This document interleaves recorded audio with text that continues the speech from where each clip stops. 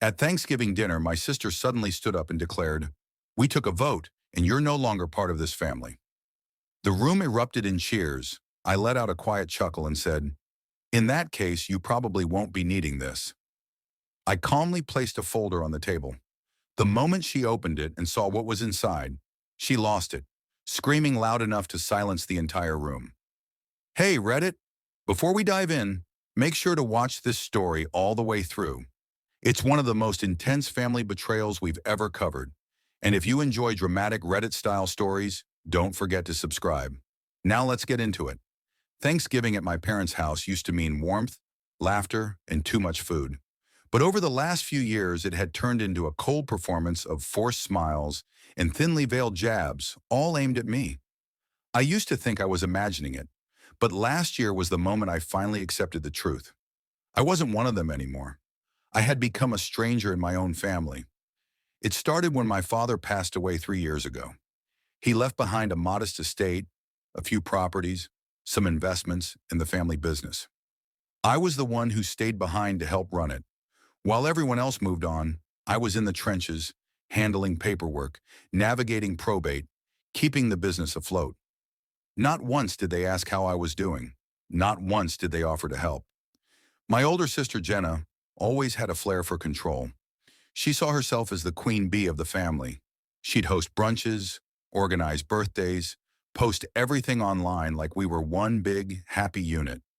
Behind the scenes, though, she was manipulative, calculating, a master at turning others against me. Over time, my brothers stopped calling.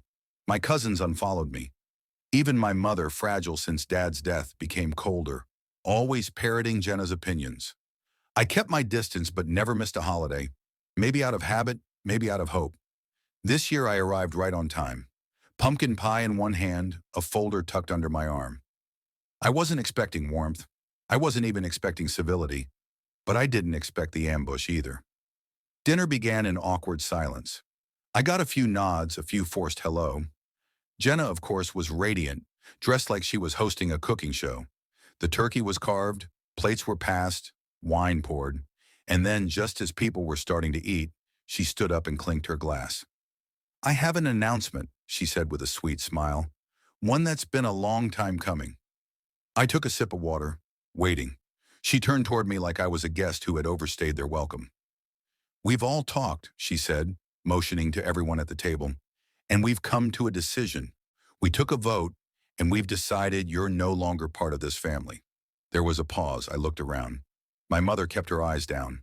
My younger brother, who I hadn't spoken to in months, looked away. My aunt smiled faintly, and then, like some sick joke, a few of them clapped. Others just nodded. I stared at Jenna, feeling nothing. No anger, no shock, just the confirmation of what I'd suspected for years. I chuckled softly and stood up. "Well," I said, setting my napkin down, "in that case, I suppose you won't be needing this." I reached into my coat pocket and pulled out the folder. I placed it gently on the table, right in front of Jenna's wineglass. She raised an eyebrow, her smirk not yet gone. "What's this supposed to be? Your resignation letter?" I didn't answer. I just watched. She opened it. First came the confused furrow in her brow, then the shift in her jaw. Her eyes scanned the page, then darted to the next, and then the scream. A loud, guttural, uncontrollable scream that made forks drop and glasses shake. "What the hell is this?" she shrieked. "What did you do?" I simply grabbed my coat. "You voted me out of the family," I said calmly, "so I figured you didn't want anything that came with it." I walked toward the door as her voice cracked behind me. "You can't do this. You can't just... You're lying. This isn't real." But it was. Every page, every signature, every notarized document, and they had no idea what was coming next. I didn't even slam the door when I left. I wanted them to hear how calmly it clicked shut behind me, how unbothered I was by the chaos unraveling inside. As I walked down the front steps of the house I once called home, Jenna's scream still echoed through the walls. It was the sound of a woman who just realized her empire had been built on someone else's foundation and that I'd just yanked it out from under her. The folder I'd left behind wasn't a threat. It was a reality they refused to believe would ever exist. Inside were the finalized documents transferring ownership of our father's business. The one I'd kept running single-handedly for 3 years, entirely into my name. Not just the business, but the building it operated out of. The last rental property our father had kept in the family. The final clause in the living trust that none of them knew about because none of them showed up to the final reading. They were too busy planning a family vacation in Aruba while I sat with our father's lawyer alone. Dad had planned it that way. He knew them. He knew they'd treat the estate like a buffet line, and I'd be left doing the dishes. So he left me the house I lived in, the business I managed, and control over the family trust once my mother either remarried or stepped down due to health. She had done both in the last 18 months, marrying a man Jenna handpicked, and then quietly passing off all responsibility when her health declined. I didn't push it at first. I waited. I wanted to give them a chance to do the right thing, to include me, to respect me. But instead, Jenna consolidated power. She turned our family into a clique like high school all over again. And I was the target of her group chat whisper campaign. She poisoned my relationship with everyone. I didn't lose them. She took them from me. So now I was taking back what was mine. That night after the dinner exploded, I turned my phone off. The calls came in nonstop from cousins, from my mother, from Jenna's husband, who had never so much as said hello to me without a smirk. I didn't answer. I let them stew in the silence. By the next morning, I had 4 voicemails from Jenna alone, each more desperate than the last. You blindsided us. You can't do this to the family.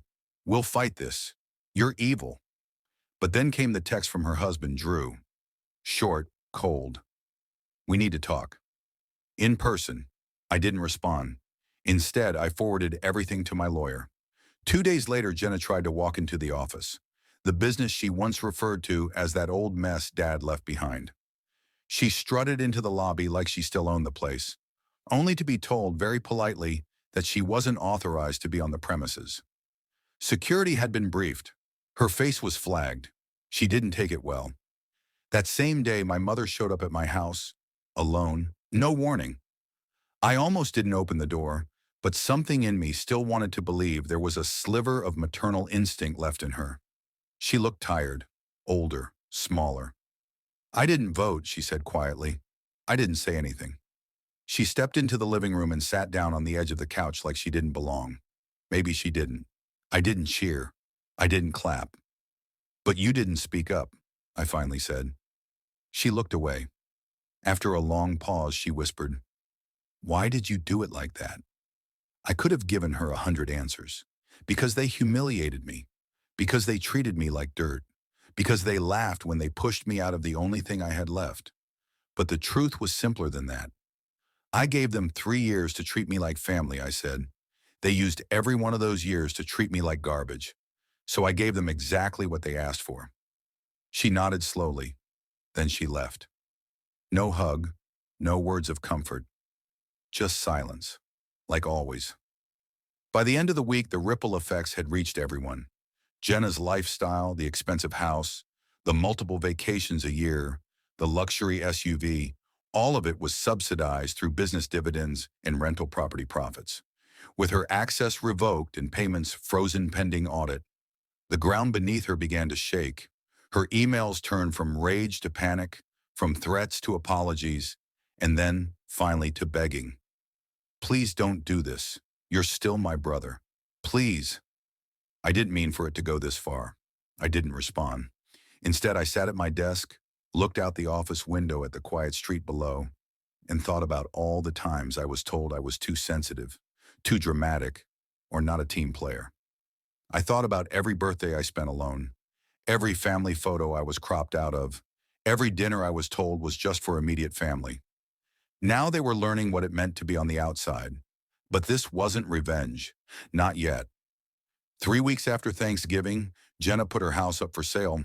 4 bedrooms, 2.5 baths, newly renovated kitchen, all of it plastered on a real estate listing with a price slashed twice in 7 days. She was desperate.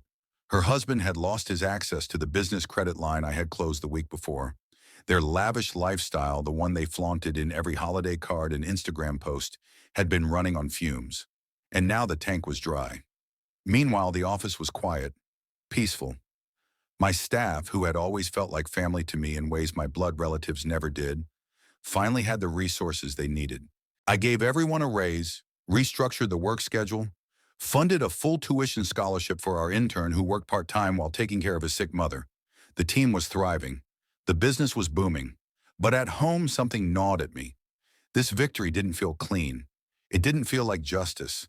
It felt like a wound with a bandage made of ice, numb but still bleeding underneath. Because as much as I wanted to deny it, Jenna's words, "You're not family anymore," had done more damage than I let show. They hadn't just cut me out of the family. They buried me, treated me like I died and wasn't worth mourning. And now I held all the cards. I could have crushed them entirely, sold off the remaining family properties, auctioned the heirlooms, taken back the car Jenna gifted herself from our father's estate. All legally mine now. But that wasn't the kind of legacy I wanted to build, not even for them. So I did one last thing, something they never expected. I called a meeting. I invited Jenna, my mother, and our two brothers to the boardroom at the office, the same one they hadn't stepped into since Dad's funeral. They walked in wary, confused. Jenna looked like she hadn't slept. My mother wouldn't meet my eyes. My younger brother brought his wife, the one who blocked me on Facebook 2 years ago and forgot my birthday, every year since. "I'm not here to argue," I said, standing at the head of the table. "I'm not here to fight, and I'm not here to forgive." Jenna flinched at that last word. "I'm here to give you clarity and closure." I passed around a packet, one for each of them. "I'm transferring the remainder of the family trust into a charitable foundation, one that will fund education grants, healthcare support, and community programs. In Dad's name, you will no longer receive passive income from it." Jenna's mouth opened. "You're cutting us off?" "No," I said calmly. "Dad already did. You just didn't bother to read the fine print." My mother gasped, but she didn't protest. "The foundation will retain the properties under its name. You are welcome to apply for support, just like anyone else. But there will be no special treatment." "And you're in charge of it?" my younger brother asked. "For now," I replied. "But the board will include members of the community, not the family." Jenna stood up, trembling. "You're destroying us." "No," I said. "You destroyed yourselves. I'm just making sure no one else gets hurt in the fallout." She stormed out. My brother followed. Only my mother remained, her eyes glassy. "Do you hate me?" she asked after a long silence. I paused. "No," I said, "but I don't trust you, and I don't miss you." She didn't reply. She simply got up and left. That night, for the first time in years, I had dinner with people who genuinely cared about me. My staff, their families, a few friends I had distanced myself from while chasing approval from people who never deserved it. There were no passive-aggressive comments, no judgment, just laughter, warmth, and honesty. The next morning, I went to visit my father's grave. I hadn't been in a while. I brought a small bouquet, placed it gently, and sat beside the headstone for a while. The wind was calm, the sky overcast. It felt peaceful. "Don't worry," I said quietly. I finally let them go. And for the first time in a long, long time, I felt free. Sometimes revenge isn't about destroying someone. It's about rebuilding yourself without them. If you were in the same situation, would you have handled it the same way? Let me know in the comments. And as always, thanks for watching. More stories are coming soon.